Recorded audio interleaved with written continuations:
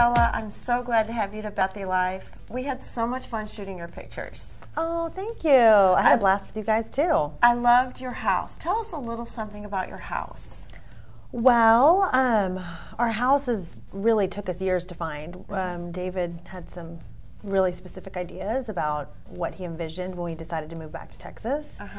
And it was originally owned by this really amazing family and woman in particular. And she was a philanthropist in town and just a great woman. So the house was super contemporary for its time. Yeah. And we just took that inspiration of that family and sort of family life and repurposed it into 2016 now, but we finished in 2014. Well, it's so unique, and you can see in the pictures, but I just love the layout. It's really nice and yet very inviting and warm and family oriented. I love it. We love it too. We love to have families over and people over and parties. It's just so fun. Yes, I've been to parties there. They're great. So where did you grow up? I grew up in South Texas. So what brought you to Houston? Originally, I came to Houston to go to law school. Oh. So I moved here many years ago. And I started law school, went to law school here, and was a litigator before I moved to Colorado. Okay, what took you to Colorado?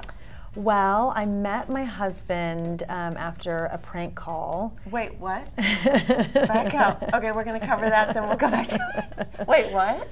So I was living in Houston, but it's a long, crazy story, but someone leaned over to us at the old River Oaks Grill, which is currently Armando's, and asked us to call this phone number. So we called a phone number, and this person answered, and he said, "Hey, you're calling me from a Houston number. I happen to be in Houston."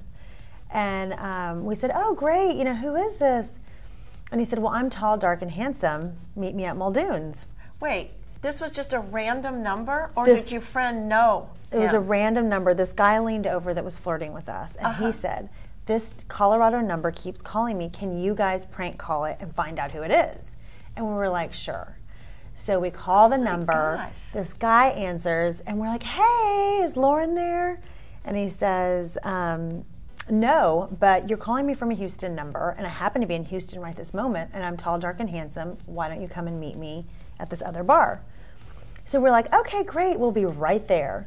So we hang up. We don't go to the bar, of course. We lean over to the guy and we say, "I don't know, some guy's looking for you. Good luck. He's tall, dark, and handsome."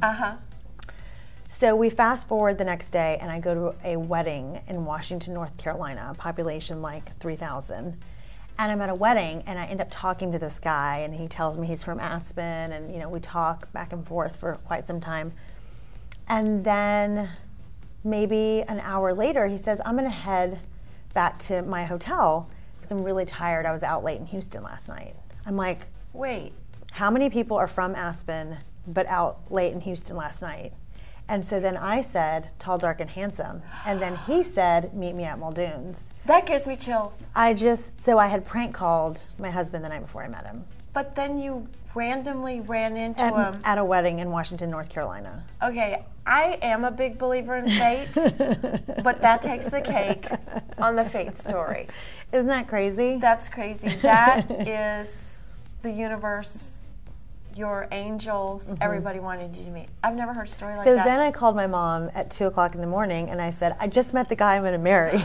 Are you kidding? No. It was crazy.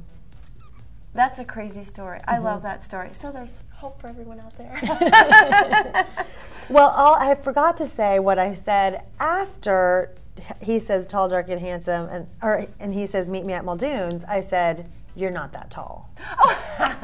Yeah. So I didn't know you'd been a lawyer. I used to practice law. I originally went to law school because I wanted to be a senator. Really? I wanted to Do you still want to be a senator? No, I don't. But I did originally want to be the first female Hispanic U.S. senator. We haven't had a female Hispanic U.S. senator Not yet? at the time I went to law school. Oh, okay. I was like, wow. Okay. I mean, not at that time. Not state. I mean, U.S. senator. So anyway, that was my original sort of segue into law school, and then I got a little bit involved in politics and just decided it wasn't my thing. and decided to go into litigation. Awesome. So now I know you're a wife and mother now, but what other projects do you work on? I do a lot of just philanthropic projects, a lot of fundraising, a lot of sort of due diligence and advocacy work, all in regards to development, basically. So helping people raise money, helping people utilize the funds that they do raise to get to the end user. So if it's the children, if it's the dogs, if it's the hospital, you know, whoever it is, making sure that whole process is most efficient and the most amount of money gets to the end user. Well, that's a great cause.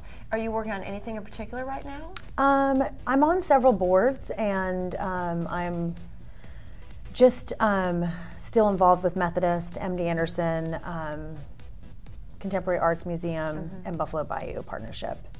And I'm currently not chairing anything at this exact moment, and wow, am I excited. Isn't that so wonderful? At OIL, at what it is.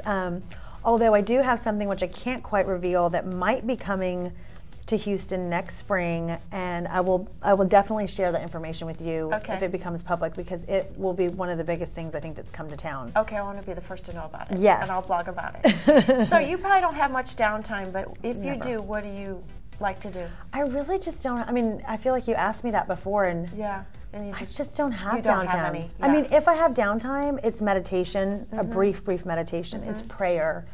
It's, you know, a hot bath. I mean, it's just anything to sort of get refocused and recharged and that kind of thing. So. I know you like to travel. What are some of your favorite places you like to travel? Oh, I love to travel. I love the Caribbean. I love how clear and clean the water is. I love Central America. Europe is really fun. I love to go to Europe. I mean, I think right now my favorite hot spot is probably St. Bart's, just because I feel like it merges so many things. It's so fun. It's a you know, playground for kids and adults, and I mean, it's just everything you would want. Everything you would want. Now, you and I talked that maybe one day you might do like a travel or lifestyle blog, and I think you would be fantastic at that. Oh, thank you. Because it's like you said, you're traveling everywhere and you're seeing beautiful things, and you want to take pictures and share it with people, and people love that. Well, I appreciate that. I do love that aspect, and I do feel like if I'm one thing, I think from my lawyer background is sort of doing due diligence and always doing tons of research and going places and knowing what the hottest spots are and exactly, you know, who you need to know and where you need to go and all that kind of thing. Well, I think whenever the day comes, if you ever have time, you should do that, and you can share it with the rest of us. I think it'd be really popular. Oh, thank you. So what's the best piece of advice you've ever been given? Oh, gosh. To be yourself, probably. I feel like that's something my mom always just, you know, would say, and I feel like it's something that's really important. I think so many people are sort of walking around being other people. I mean, just not being their authentic self, and for whatever reason that is, and not to blame anyone for doing that, but I just think that it's so liberating to just be yourself. Be yourself. And not worry. So tell us something humorous about yourself. Oh gosh. I'm like the most organized, disorganized person you know. Okay. So I can get anything done. I'm on top of it, but yet we're the people that show up at the airport and we have no tickets. Or really? Yes. I mean, just random stuff happens to me all the time because, as my husband said, you are the most organized, disorganized person. So I think it's because I'm always on, you know, overdrive and just doing a lot of things at one time. So you forget something big, like you'll forget something big? Huge, yeah, like something huge. You know, like every little detail is planned, and there's 5, you know, options in case that doesn't work. But then, like one huge thing will be completely you amiss. Forgot the tickets. So you know, just random things like that. Do you have any irrational fears? I wouldn't say that they're irrational. I mean, to me, they're very rational. So, what are they?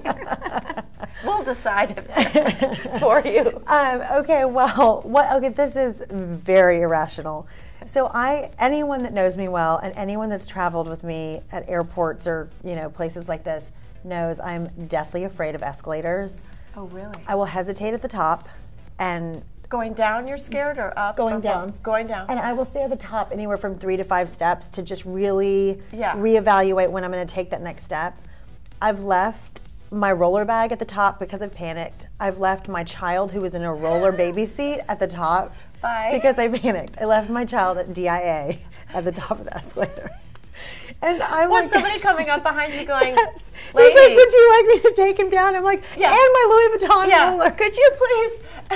And the lady behind you's like, I'll help you with your child, and then I'll be calling CPS afterwards.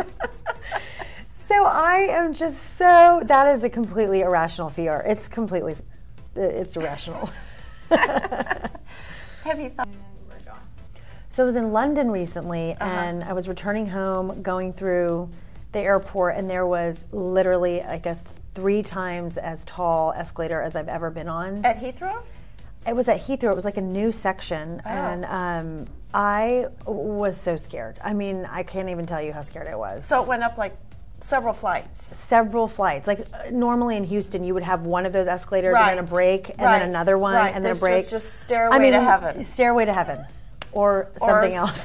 Something. I was getting on the up part, so it might have been more like Stairway to Hell. Stairway to Hell. It was not good. Oh my gosh. Let's move on. Let's move on. I'm starting to get scared. She's getting nervous. Fortunately, this building has no escalators, so we'll be You're fine. carrying me down. I'm going to carry you down. And I feel so sorry for your children. Fortunately, they're older now, so they're fine. Oh, they know. Sometimes now I hand them my bags. I'm like, I've got to hold Here, on. I'll meet you later. I also do not touch really anything because I just don't touch surfaces out in public. And do you have like a germ thing? Yes, a germ thing. So everyone knows that knows me well that if I'm grabbing on for dear life on the escalator, that I am that scared. That's because how scared you are. The fact that I'm touching somewhere that hundreds, thousands of people. And even I don't have a germ thing, but I don't even like touching escalator. Yeah. It's never railings. cleaned. I mean, well, they're gross. Yeah. So. I'll see you at the airport. So tell us 3 of your beauty secrets. You have beautiful skin. Share. Okay, well, I think I'm a huge hippie, and I think beauty comes definitely from within. Yes. So, I mean, really, I think for skin purposes, probiotics, apple cider vinegar, and coconut oil are your friends. What do you do with the apple cider vinegar? So, apple cider vinegar, you want to drink it like once to twice a day, like a teaspoon with water, and it's great for sort of balancing the system on the inside. Same thing with the probiotics. You're just arming your body with lots of good bacteria. And then coconut oil is so great. I mean, either to cook with it, to eat with it, to do oil pulling, which I know is way out there for people. Wait, what is that? You basically put coconut oil in your mouth and you rinse your mouth for like 20 minutes while you're watching television, and then you spit the oil out. And it's an Ayurvedic, like an Indian sort of remedy to pull out toxins, because we have, they think, the most toxins in our mouth. So and that really does it work? Oh, it makes your teeth white, and it's really great. Get me some coconut oil. Yeah, it's great. It's weird at first because coconut oil at room temperature is a solid. So right when it goes in your mouth, then it melts. So then it becomes, liquid. And it doesn't taste funny. It really doesn't. So how do you store it if it turns solid? It's in a glass jar. Okay. And you want to get like extra virgin, or not extra virgin, it's virgin, and then cold pressed and organic. I mean, you want to make sure all those things are covered. So that, and then a great probiotic. Probiotic that has lots of billions of good bacteria. That might explain that green drink you brought in. I was like, why is your drink so green?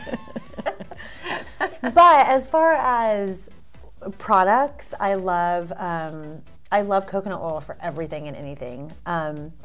And I use a brand called Suki, and I'm obsessed with it. I use this oil from them that I love. I'm going to go get some. When I was visiting a close friend of mine in Marbella, Spain, she and her husband had a chef, which was great. And he made scrambled eggs for me every morning. And I said, what are you putting in these eggs? He said, coconut oil.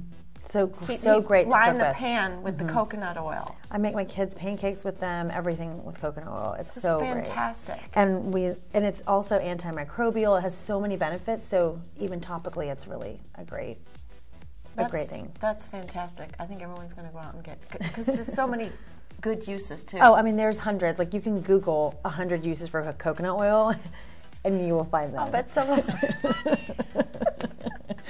Don't call me with any questions, please. Thank you. That goes for you too. I'll be like, can I use it for this? I also love, I mean, those are sort of my top things. It's just really oil. I have somewhat drier skin, and I think oil kind of absorbs quickly. Well, I'm so glad you came in today. I love your stories. You have some of the best stories we've ever had. Thank you so much, Estela. Thank you. That's a wrap.